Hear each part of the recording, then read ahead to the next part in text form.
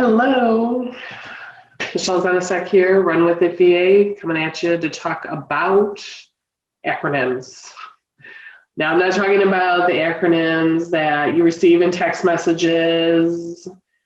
I'm talking about acronyms in the online world, okay? And I'm trying to differentiate some of the different tools that we use in the online world to help you better understand what you need and what you don't, okay? Okay, so the first thing is when it comes to having an email list, because as we all know that I preach it all the time, it's so important to have an email list and to always be building an email list. Now, one might ask, why can't you just send a mass email out through Gmail or Outlook? If you've got all these email addresses, why do you have to send it through someone else? And honestly, it's actually pretty simple.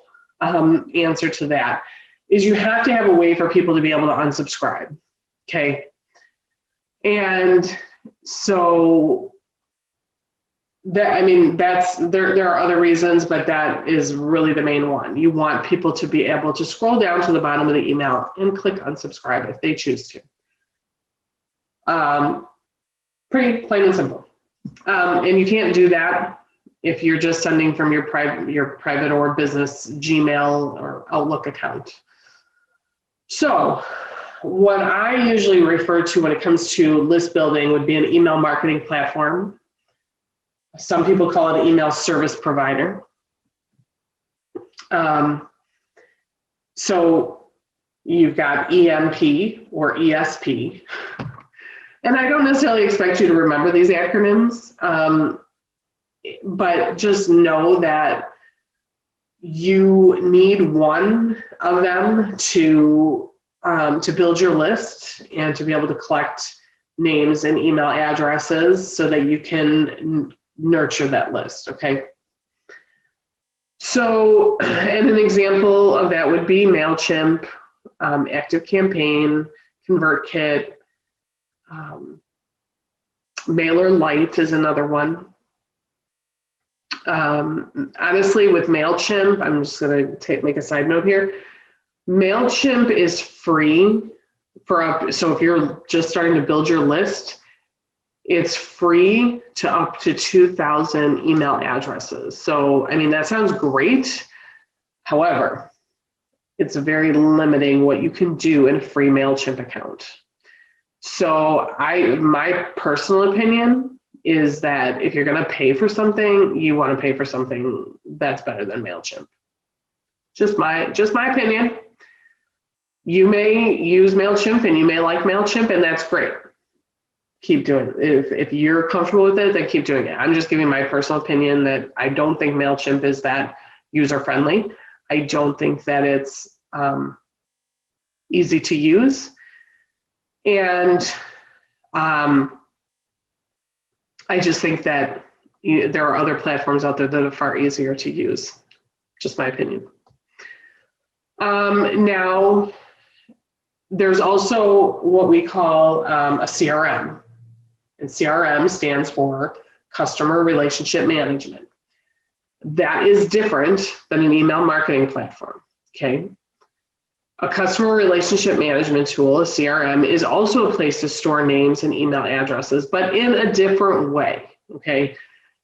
It's really a way to track your leads. So you're building your list, and that is mostly a list of names and email addresses of people you have probably never met before, probably have never had a conversation with before. And that's all fine and well. But people that you are actually one-on-one nurturing, you're having conversations with them, you're following up with them, maybe they're even a previous client, or maybe they're a current client. Excuse me. You are going to want to track them in a different way. Now, oftentimes what I say to clients too is that you don't necessarily have to pay for a CRM for that. You could create an Excel spreadsheet. But the CRMs do have, bells and whistles that, that may be worth the money to you. There are some that are fairly inexpensive, and then there are some that are really expensive. And it really just depends on, if you've got a team of people and you've got to track leads for not just you, but people on your team, then you definitely want a CRM. If you're just tracking your own leads for your own sales, you may not need a CRM. But let me just say that, so the CRM, you can load contacts in there, but again, these are people, the contacts you want to load in there are going to be people that you are nurturing and very close to making a sale, okay?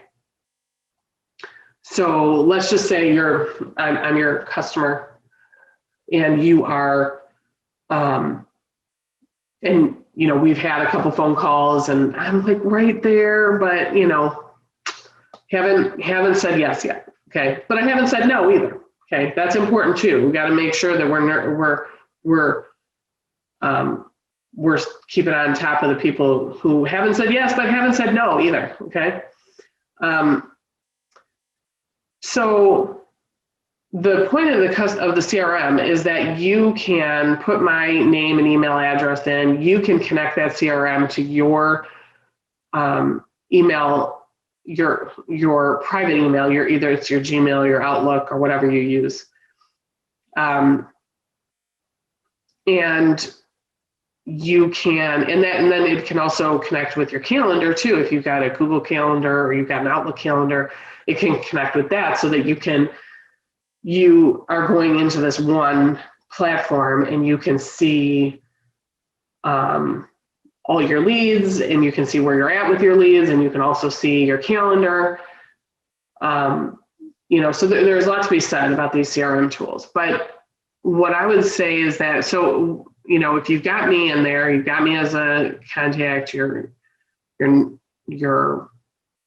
trying to keep on top of following up with me because you're trying to push for me to give you that yes.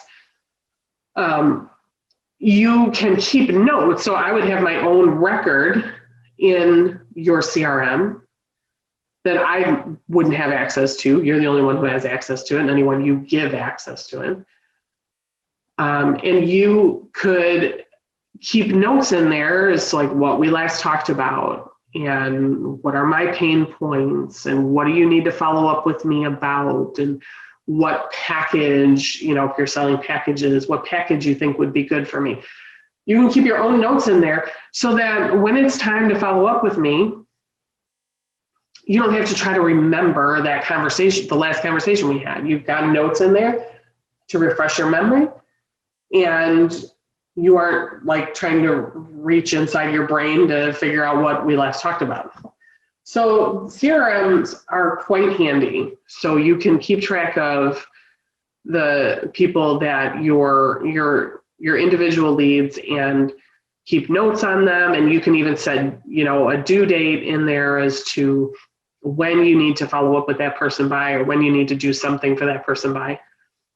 Let me just tell you an interesting statistic is that I think it's like after 5 follow-ups, that's like 80% of sales comes after 5 follow-ups. So you don't want to so that's the point of having a CRM, so that you can repeatedly follow up with people, not in a stalker kind of way, but in a respectful way of, until you actually hear that word no, you should continue to follow up with that person. And that's where the CRM comes in, where you can keep your notes and keep track of, who you've talked to, when you talked to them last, what you talked about, and when you need to talk to them again.